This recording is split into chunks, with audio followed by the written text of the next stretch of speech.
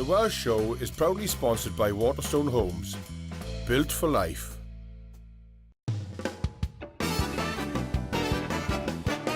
Welcome back to the Welsh Show with our guest Phil Doyle. Yes, lovely. You're not to promote anything, are you, Phil? No, I wouldn't do that, would I? I just is in my way. Put it down. Grief. Now, come on, tell us some more about your days in the clubs in South Wales. I got a great story. Right at the beginning of my career, really, I was doing Merthyr Tydfil, the Labour Club in Merthyr, I'll never forget it. And there was a girl singing along with me, love her. She had the first gig ever, and all the families there, the mother, the granny, the aunties. She had a brand new PA system, and she was so proud. And his father, would go on, darling, do your best now. And she was a bag of nerves, you know. And they'd had these new curtains put in Merthyr, and the guy was so proud of them. Red velvet curtains with a green and a red, and I said, stand behind the curtains, and when you call your name, the band will start and the curtains will open, start singing. And she was like trembling, all little 16, 17 or something she was. Oh, God. And she stood there, and it's you know yourself, Paul, it's one of the toughest clubs in its day. In its day it was. And they went, anyway, she's there, and they went, ladies and gentlemen, Janine Howells, or whatever her name was. And it's like, first I was afraid, I was petrified, I was never going to think about by my side. And it wasn't quite that quick, but she sang about 4 bars of the song, the curtain's shut in front of her. She wasn't like, yeah, you were rubbish, love, to be honest. No. Yeah, that was awful, I've never heard anything. The father, she's crying, the father wanted to beat the guy up. I'm back in the dressing room, there's a big commotion. The father's there, let me at him, I'm holding the father back. The granny's there trying to hit the bloke with the handbag. You won't believe it. And she's crying. Then they offered me her money. Can you do half an hour, Phil? An extra half an hour for us? We'll give you her wages. No! And then the father wanted to kill me then. So it's my fault. He thought you were in cahoots with the guy from the club. Oh, dear God. Now, Phil, have you been watching our Gareth Thomas on Dancing on Ice? Oh, yeah. Brilliant. Yeah? I love him. I love him. Good or bad, whatever. Yeah. And to be honest, look at him. Who's going to argue with him? He's a great guy. And he's got a new Celebrity Fitness DVD out. Look at that, Lisa. Oh, I know. I love Alfie. I properly love him. I was lucky to do Caradati with him, and he's just absolutely adorable, isn't he? Top and you got to go and meet him, didn't you? I went on a little chat with him in Merthyr Tydfil, in fact, when he was signing copies of his Celebrity Fitness DVD. I bet nobody would have closed the curtains on him, would they? No. He's the only one who could survive up there, to be honest. Absolutely. Let's have a look what Alfie had to say.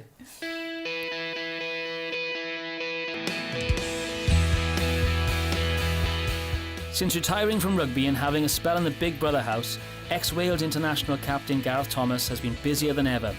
He now splits his time between Wales, London and Los Angeles, so finding time to talk with him while he was back in Wales was great for the Welsh Show. I caught up with him at a major supermarket in Merthyr Tydfil, where he was signing copies of his latest venture, and I asked him why he decided to produce a Celebrity Fitness DVD. A lot of reasons, really. You know, one, retiring from rugby, and then maybe going into the Big Brother house and training a lot in the Big Brother house, and people asking me kind of constantly, you know, what do you do to stay fit, or how do you keep motivated to stay fit? Because when I was playing rugby, staying fit was kind of part of the job. So I realised, you know, it's easy to kind of tell people, but it's always, I think, a better solution to put something into a document, have something to actually show what you do rather than say things, because it's a lot more powerful to people when they see things than hear it from you. So the kind of natural progression was to put it onto a DVD. I wanted a DVD kind of to be accessible to all people, for kids to be able to do, for adults, men and women. And also I got a foundation which has a sports side to it, and rather than just kind of saying about the sports side of the foundation, again, it's a good promotion for that. And I see you've got a few of your celebrity mates involved in the DVD as well. Yeah, it was important for me. I think what I wanted to do was kind of broaden the appeal for the DVD. So I wanted to get people in there that people, you know, of kind of all ages could be able to associate with and be kind of enthused to buy the DVD. Also, you know, because I wanted the DVD to be available to men, women. So I brought Nicola McLean in, who's kind of famous herself. So I had her in. We had Kirk Norcross from Towie, who's got, you know, a very big fan base. So people would be interested to see what he does. And obviously we got Mickey Rourke in there as well, who's kind of, you know, helped us out a little bit in the DVD and kind of become a part of it in his own little kind of Mickey Rourke style of way.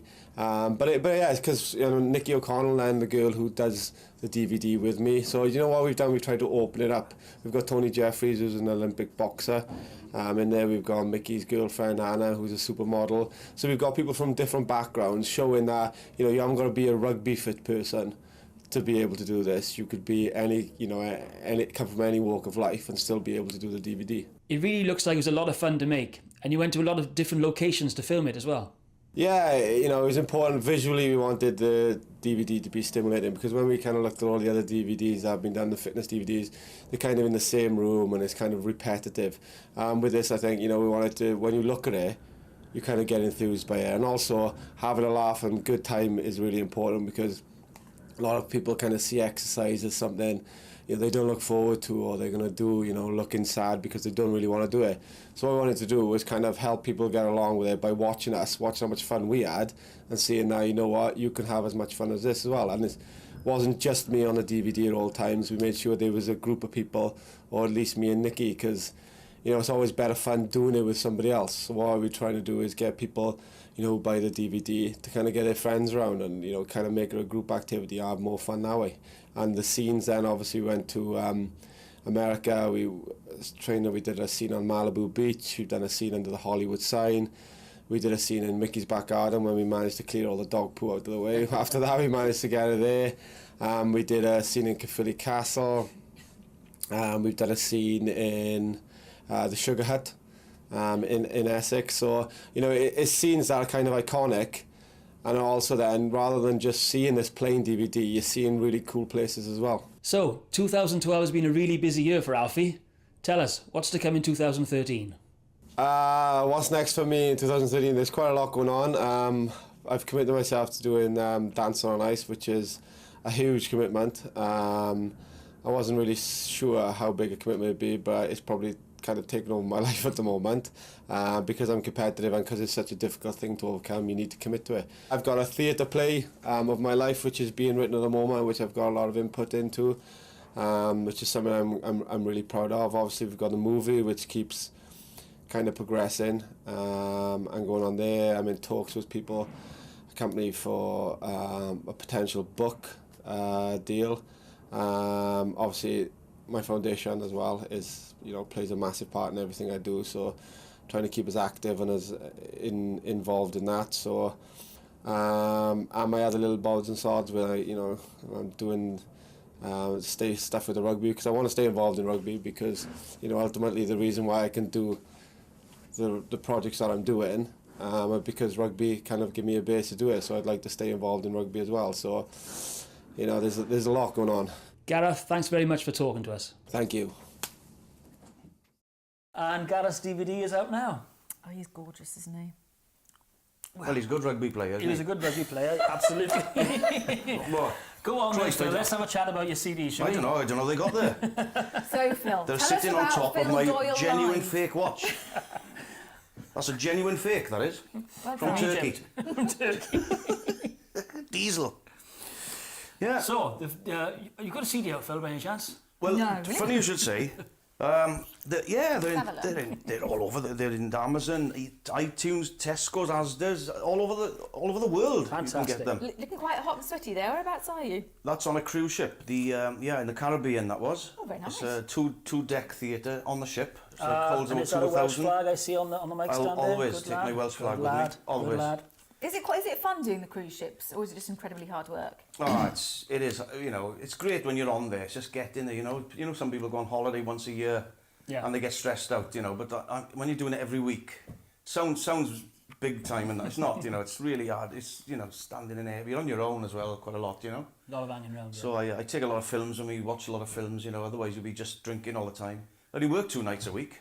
Yeah. 2 nights. I do one show one night, and then later on the week do another show. But It's not really hard work, is it? oh, and people, because I'm doing them regular. There's a woman came up to me Cardiff Airport last week. It's incredible, funny. She said, "Are you Phil Doyle?" I said, "Yes." And she said, "No, you're not." Which is, of course, honest truth. And I said, well, I am. And she said, "Well, listen to me." She said, "I know Phil Doyle, and you are definitely not him." Did you get your I said, passport "Well, out? I don't know what to say to you now." I said, "I just don't know what to say to you."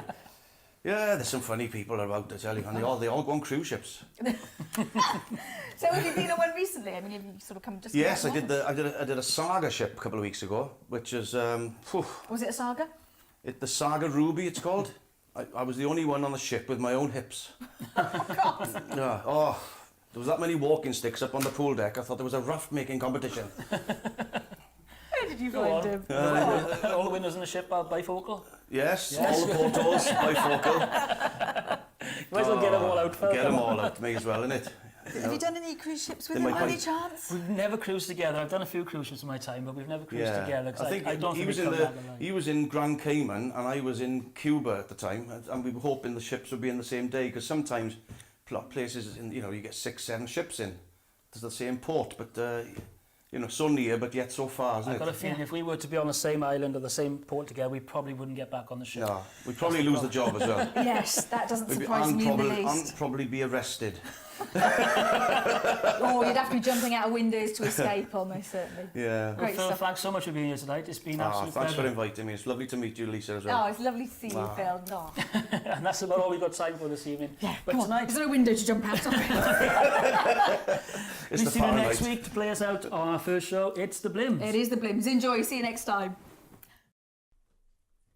Yeah, a long time ago, before I was born, we once had a team that was always at home, with side steps and side-burns and grand slams galore. Our magical boys wrote their names in folklore. Through 80s and 90s, our fortunes would fade, though their passion and pride would soon be repaid. In noughties, a sweet song would soon replace most. We sang Carolina as the grand slam came home. I said, don't let me down, I won't let you down. I said, don't let me down, I won't let you down. I said, don't let me down, I won't let you down. I said, don't let me down, I won't let you down. And we'll all hold hands and drink to each other's good health, and we'll all make plans. The Welsh Show is proudly sponsored by Waterstone Homes. Built for life.